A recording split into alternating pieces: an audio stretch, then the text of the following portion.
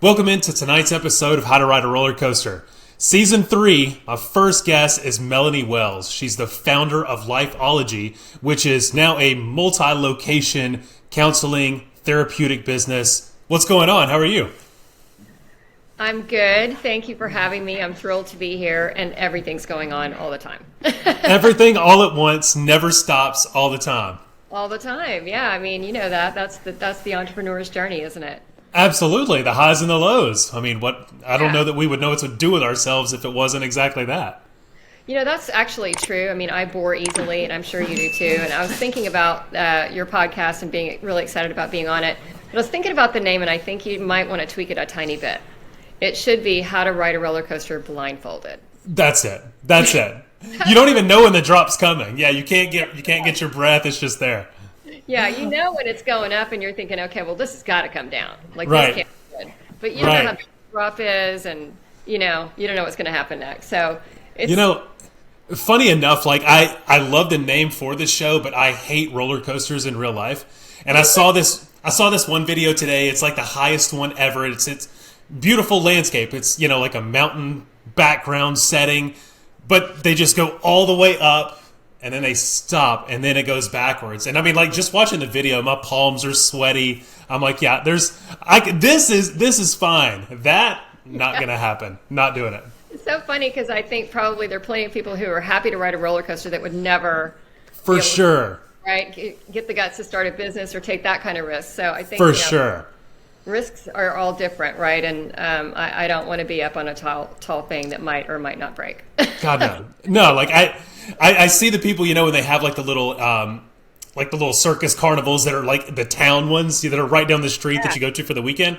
And I see how quickly that goes up. And look, I mean, I'm sure that those are put together, well built, all that. Right. So the ones at the bigger places like Six Flags, I'm sure that those have safety inspections, but it would be me, the one, where it's just that one rusted bolt that doesn't quite connect. That's how I would go. So I just don't even take a chance.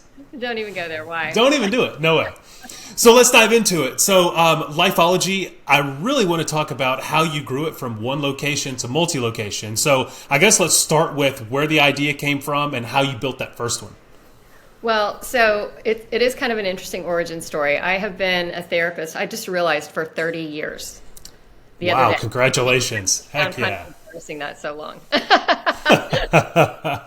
So, for the first several years, it was in a previous part of my life, and I moved a lot, and so I kept starting practice after practice after practice because we would move, and I would start a practice, and we would move again 18 months later. And so I ended up, it was actually a really great education in how the field of mental health works, because I practiced alone. At one point, I had a solo office above a restaurant in Steamboat Springs, Colorado. Wow. Just by myself. And then I practiced alone in a group, which is how most people do it, which is you're part of a group, but you're competing with everybody else in the group, and the group is really not doing anything for you. And then I, had various variations of that and teaching a collaborative training model that I had learned in graduate school. So for me, it seemed very clear right from the beginning that no one person has all the knowledge. So that seemed like a myth. And also, the solo private practice seemed like generally a bad idea because I recognize that when I'm practicing by myself in a small town in Colorado, I'm going to take an addictions case, even though I have no business taking an addictions case because I need the money. Sure. And ideally, I'm working in a team so that I have an addictions person that I can send that case to. So there were just sort of itchy feelings along the way that there's something wrong with the way our industry sort of functions and with the way we train people. And I really think, and I say this a lot, that our industry as a whole is sort of where the fitness industry was about 40 years ago. Oh, yeah, that's good. The local gym was sort of owned by your retired boxer friend, and there might or might not be clean towels, and nobody knew how to run the business. And when he died, the whole thing went away. So at some point in that whole journey, I was teaching at Dallas Seminary, and I was teaching practicum, which is the clinical training part.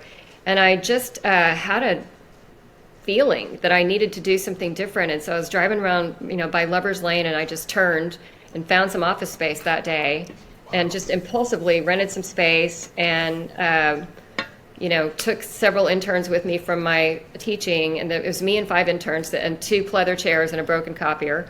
Wow. And my idea was, let's have this collaborative practice where we have different specialties. We're not competing with one another. And I'm training these people so that they're really, really beautifully trained. And I know that anybody that I refer to within my group is not only happy to receive the case and qualified to receive that particular case, but they've been trained beautifully. So I know the toothpick's coming out real clean on everything. Yeah. So that's how I started. And about 2 months later, I got divorced unexpectedly, and my entire financial world fell apart. So I have space now that I've rented. I have employees. I have no clients. I have no money because I got pretty much no settlement. And at one point, not even a place to live. So I've got this great idea. So this is the blindfold part of the descent. Yeah, so, it was not a pretty start, but I got some advice from a friend just because I was so stressed and depressed, and she said, go to work every day no matter what, and just grind it out, and make sure you do it, and answer the phone, and make sure that you've got everybody busy, and do all the things. And that was the year that, I'm driving around town delivering poinsettias on Christmas Eve to people, anybody who had referred anybody to me. So it was real gritty, it was just like the worst way to start a business, and also sort of the best way to start a business, because all your skin's in the game. Right? All of it. Yeah. All of it. Man. Yeah. So that's how I started. And I quickly realized, within a year or so, that the model I had created to fix problems in the industry actually turned out to be a very successful business model that grew organically, because my interns stayed to get their licensure level training, which takes, 2 to 3 years. And then they stuck around to be senior clinicians and became supervisors. And so before I knew it, I had 3 or 4 locations and no clue how to run them, because I'm just a dumb musician from Amarillo, Texas. Wow. Is that how a lot of other practices still operate today, where they all kind of specialize in the same thing and they just bring people in and it's kind of first come, first serve? Yeah, I mean, really, you practice by yourself pretty much wherever you are. There are some groups that do some, sort of sharing of cases. I know a really good clinician in Plano who has a collaborative divorce practice. And so in her practice, she has a play therapist and she has a mediator and some other people, so that she can bring a team of people to her clients. But typically that's not how our industry works. People are excited about doing one thing, or they see themselves as generalists and they need the money, so they'll take whatever case comes their way and sort of learn on the road. You know what I mean? Yeah. And so the way that you did it also helped you kind of build the brand of what you wanted the experience to be like. Because you got people as interns and could build and they wanted to stay there, they could really adapt to your way, so that once you were ready to or wanted to open another location, it wasn't, hey, let me go train you exactly on how I want to do things. They've already been with you for 2 to 3 years. So it's just go, like you said, go to work and show up tomorrow, just at a different location. Right. And so for me, it was about training people beautifully. This is George. Hey, George. Another organization I've started, as you know, is a dog rescue. And so I've got 2 of our neurotic rescues that live with me. And Taco's really wanting to come up too. Come on, Taco buddy. Say hi to the people. Oh, there he went. Say hi. Yeah. Okay. Let me just. One's in the lap and one's flying by. You can already tell what that dynamic is. Exactly. So, so I end up with these 4 locations, but I do have I have a really, really strong team of very well-trained clinicians. And the other thing that was really important to me from the beginning, and I don't know if you know this about me, but I've been a kidney patient my whole life. I did not. Yeah, you have how old's your child? No. He's 3. He's 3. So my kidney disease was finally diagnosed when I was 3, and I spent the first 3 years of my life in the hospital, in and out of the hospital. Oh, my goodness. And nobody knew what was wrong with me because I'm a little kid and I can't say anything. And eventually they realized I've got this chronic kidney infection thing going on. So by the time I'm 3 years old, I've spent a lot of time in, cold rooms with no blanket and, nobody really looking after the patient experience, because healthcare is set up for the providers, not for the patients.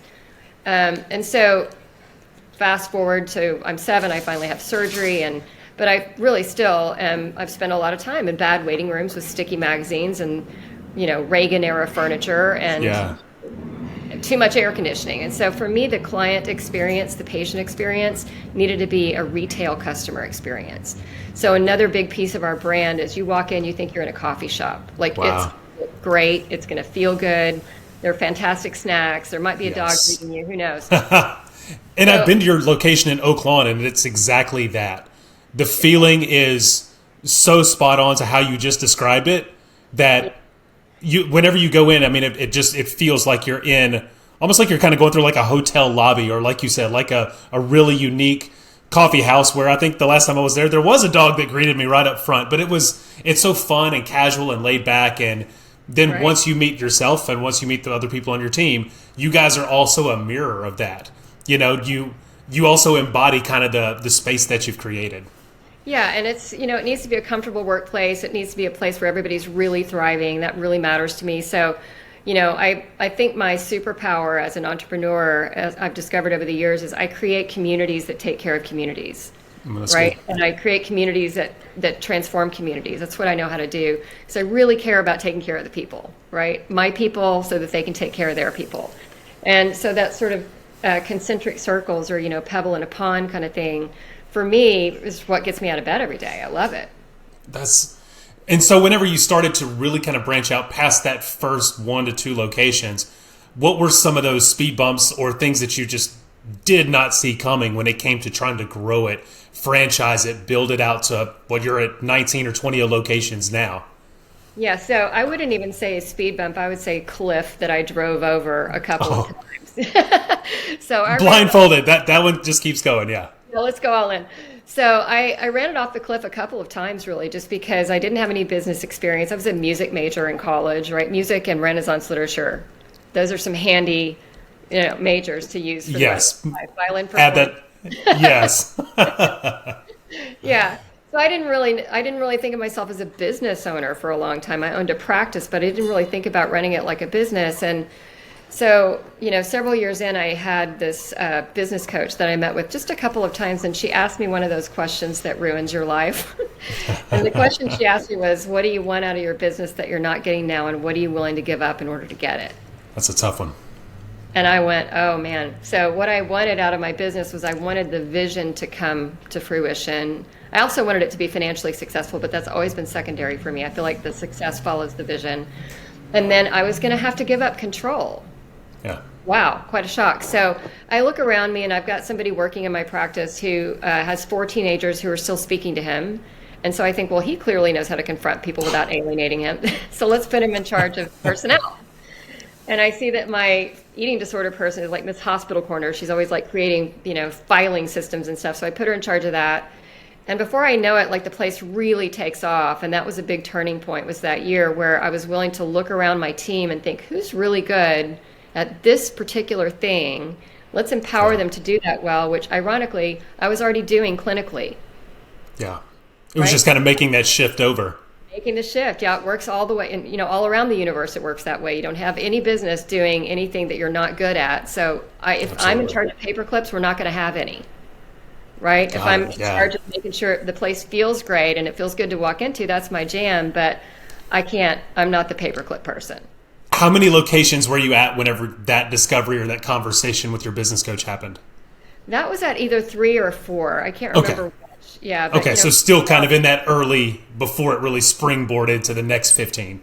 Right. So there was a turning point in 2015 where I thought, I really believe in what we're doing. I really believe that we're doing it the right way. I believe we train clinicians well. We take care of them well. They take care of the people well. It feels great to walk in here. And I don't want to run one more business. I think I'm going to, set my face on fire if we have any more locations. I was just at my edge. And so it occurred to me to franchise, and I went to a franchise convention in Las Vegas, which I don't recommend doing. Just the number of Elvises I saw and like lobsters and things was a little bit off-putting.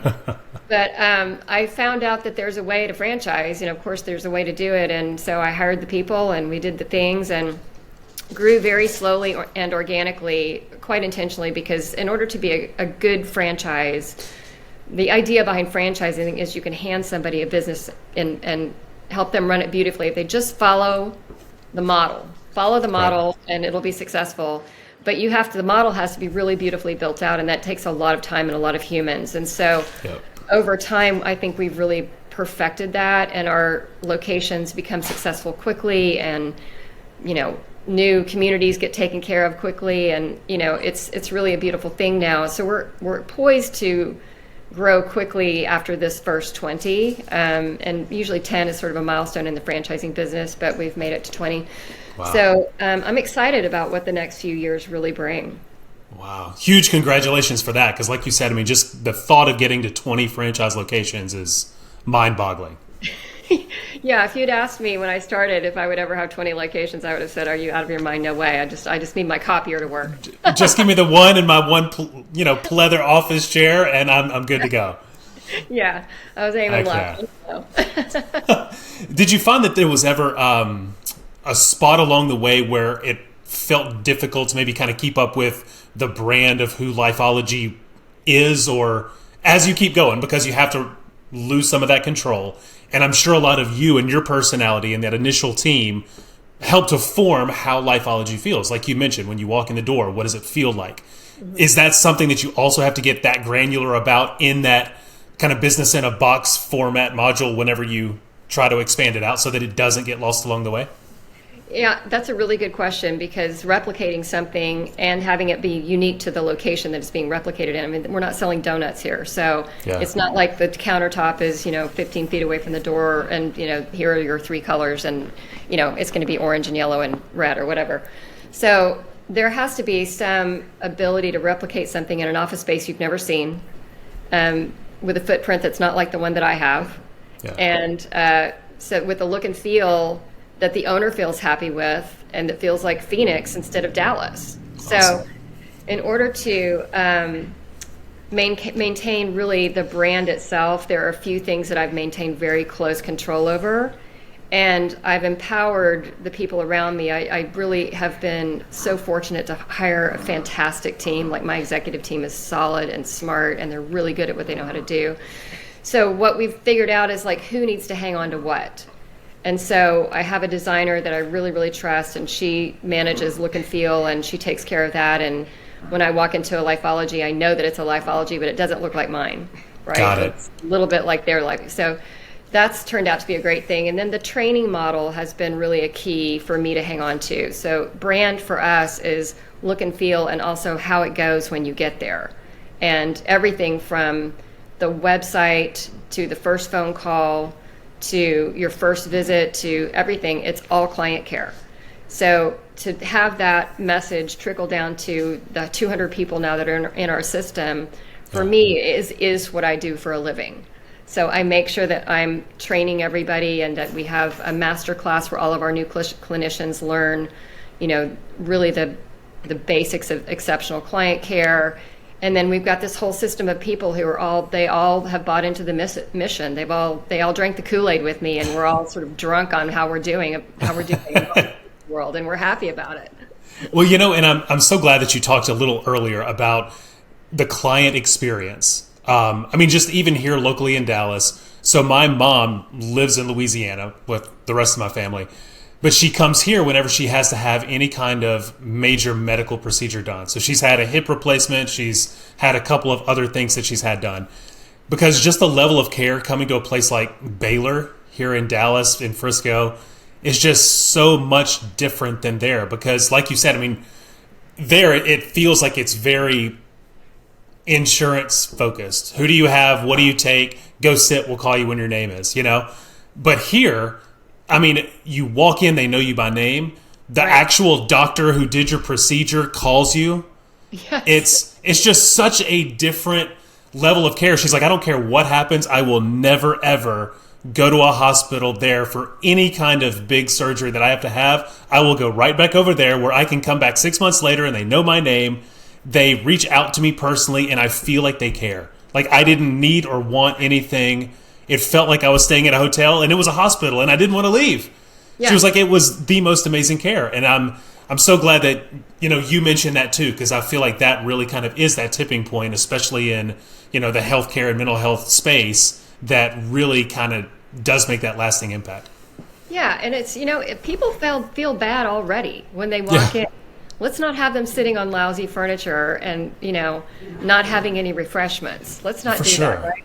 Let's make sure everyone's well cared for, and let's help them get through, some of the worst times in their lives. That's literally what we do for a living, right? Yeah. So I'm grateful for that patient experience of mine, and I'm glad to hear that your mother has found some, positive patient care here. And Dallas is a very competitive market for hospitals, so you can't phone it in. You really have to take care of the people, or they're not coming back. Absolutely, we talk about that even with something like restaurants. I mean, my wife and I will go to a restaurant here, and even if the food is average and the service is average, if it doesn't stick out, we probably won't go back, just because there are so many other options that do deliver on those things. And yeah, you're right. I mean, it's just really kind of shifted that focus to, focusing on the customer first. But let's jump back into Lifeologie. So if there was somebody out there listening to this, and let's say that they had a business and has one location and jumping into another location, thinking about franchising is kind of where they are right now. Take yourself back. What advice do you wish you could have had somebody tell you whenever it was the single location, but man, we're busting at the seams? Is franchising the right thing? Is opening another location? Is that where we should go? Yeah, so I think it has a lot to do with the capacity of the human being that we're talking about. So I consider myself to be a solid leader, but not a great manager. So I didn't want to manage 20 locations, and I still don't want to. I never want to. I'm happy to lead a great team that can manage all those locations. So, some people are happy managing 20 locations and they don't need to franchise. And that way you have 5% of the profit all the profit instead of 5% of the profit, which is what you have in franchising. So, there's more than one way to approach success. And I think you have to know yourself well to understand what drives you and what scares you and what your strengths are and what your weaknesses are and how to compensate for those things. But if somebody were to be considering franchising, I would say, educate yourself. That franchise conference that I went to in Vegas was a real smart thing to do, even though it was incredibly unpleasant. Minus the Elvises, yeah. Yeah, the Elvises. And but I did find out that it's an industry that does have norms, and it has processes and procedures, and there are, very strict laws around it. So you have to really know what you're doing, and there are lots of experts that know that. And so I think the mistakes I made had to do with the mistake that I continue to make throughout my career is when I'm nervous or when I'm afraid of something, I tend to rely on somebody else too much. So we ended up hiring a consultant, spent way too much money on this person instead of doing things that we sort of already knew how to do. And when it came to manualizing the business, we're still weeding out things that are about a donut shop because we hired somebody that really didn't understand our industry. So I think if I'm going to pinpoint my mistakes, it would be maybe not choosing quite the right team to start the franchise company itself. And by that, I mean people who are experts in franchising. Gotcha. So eventually I find myself with the best lawyer in the franchise industry and with, a franchise CPA and CFO that really understand the whole industry. But it's such a specialized industry, you really have to have the right people. So for me, that was really important. And then I would say this to anybody who has a business, even if it's just, you're fixing bicycles in your neighborhood and, you're hoping to be successful at that, manualize everything. Everything needs to have a procedure that's written down so that if something happens to you or if you want to replicate it and give it to the guy down the street and sell it to him, it'll be there. So I think those of us who are sort of instinctive, people, which is what entrepreneurs are, we're jazzed about the vision and doing all the things, but writing it all down and making sure that there's an SOP is not very sexy, but do it anyway. Yeah, that's the only way you can scale, even if it's just past you, or even if it's just so that you can give that same experience twice. If there's not, like you said, just a procedure list and a checklist that you can go down, then experiences don't match up, and things can kind of start to get a little bit wonky. Yeah. So now let's talk about what you're doing now as outside of Lifeologie. Of course, that's humming right along, but the new Yogazama, that's brand new. So tell me all about that.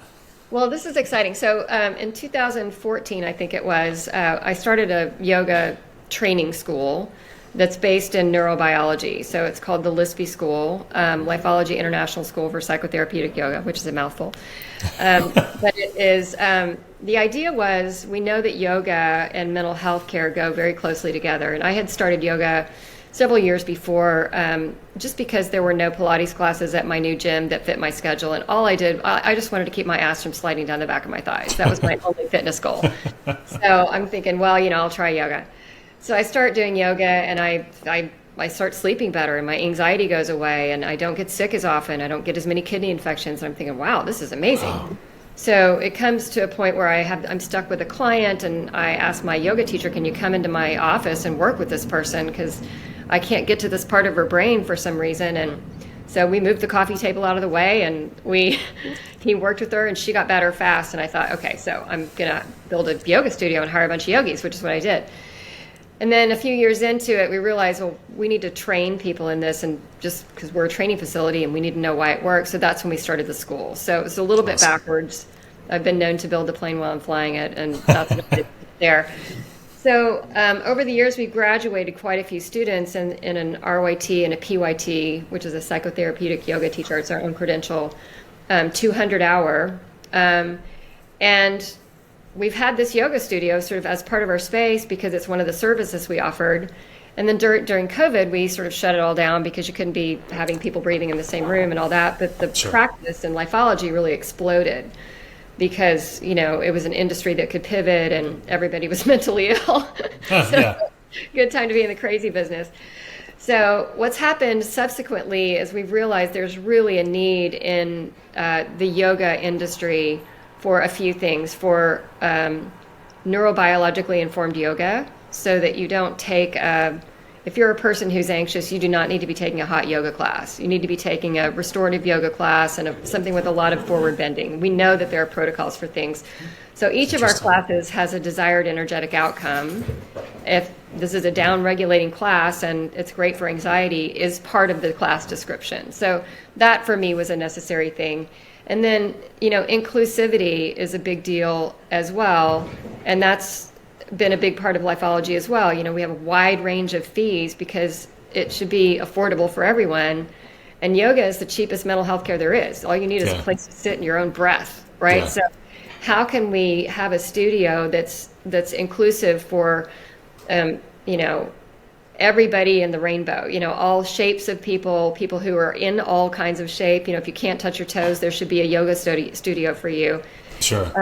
And how can we have it be LGBTQ friendly and not dominated by skinny white girls, which is kind of how the yoga industry is right now.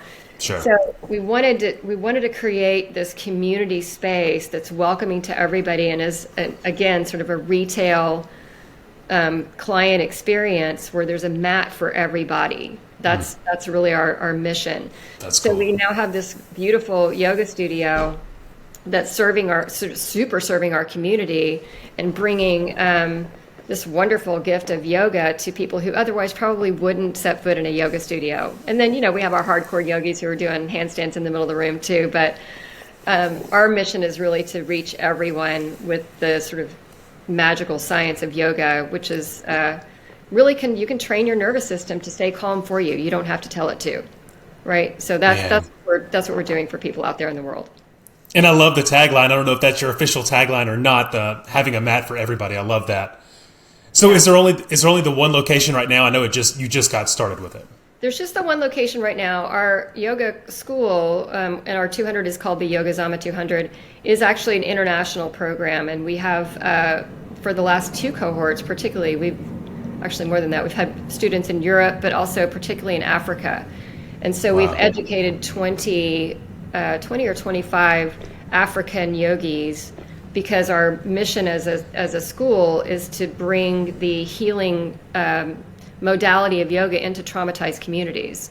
So one of our current students actually is in a refugee camp in Kenya, and we scholarshiped him and also paid for his internet service because we didn't even have that. But we're so excited that he'll now be able to take this modality of yoga that's based in neuroscience and help heal his community, and people can just show up for free. That's what is beautiful about it. So part of that mission also is that our graduates will have the option of having the ability to start a studio and become entrepreneurs as well. So the mission for Yogazama is to sort of do the same thing and create this scalable studio model that will allow people who otherwise may not have the option or the expertise to open a studio and have it be really successful. You're not busy at all, are you? No, so much free time on my hands, and I sleep So much free time. My gosh. No, it's so awesome. I mean, we catch up every, I don't know, 6 months to a year, but I always just love hearing all the things that you have going on. And as we're wrapping up, tell people how they can keep up with you, how they can follow Yogazama, how they can follow Lifeologie, all that good stuff. Okay, so we are basically everywhere. So wefixbrains.com is the website for Lifeologie.